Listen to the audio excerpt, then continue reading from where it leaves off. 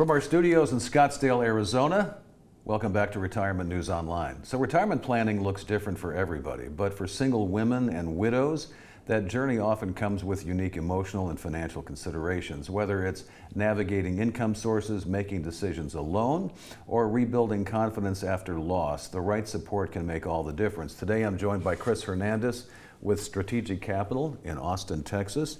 And when you work with single women or widows who may be making a lot of financial decisions on their own, how do you begin the planning conversation so they feel comfortable and empowered? I don't want to sound cliche, but it all comes down to trust. So we spend quite a bit of time in the beginning of the relationship just learning about them, what they're trying to accomplish.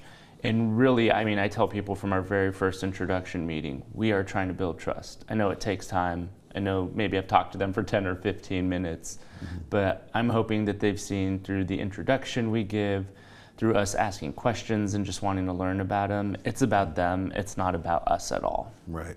And with women, so they suddenly find themselves after a divorce or perhaps being widowed, where there was some situations where they weren't as involved with the financial strategies and planning, for their family as much as they probably should have been. How do you build confidence with them? Because they're starting over essentially and learning everything from the ground up. Yeah, I don't know if it's a part of my upbringing, but my mom was the breadwinner in our family. My dad actually stayed home with us. So I just kind of viewed that as women are powerful and make money decisions and can make a lot of money. So I literally tell them that story and I'm like, how can we build your confidence? What questions do you have? I will say that a majority of my clientele are women and they tend to do a lot of research to build that confidence. And then I just come in and say, from your research, this is what we're seeing might be right, this is what might be wrong. And then we have those conversations and they're so open to talking about it that by the end we're done, I felt like they've built that confidence. So women have unique planning considerations, I think, at some point. One of them might be longevity. If their husband passes away, it's entirely possible they could be 30, 40 years in retirement or something like that, or be in the middle of that. What kind of strategies do you put in place for some of their unique situations? So longevity is a huge key for us. It's not uncommon to see women living into their mid-90s.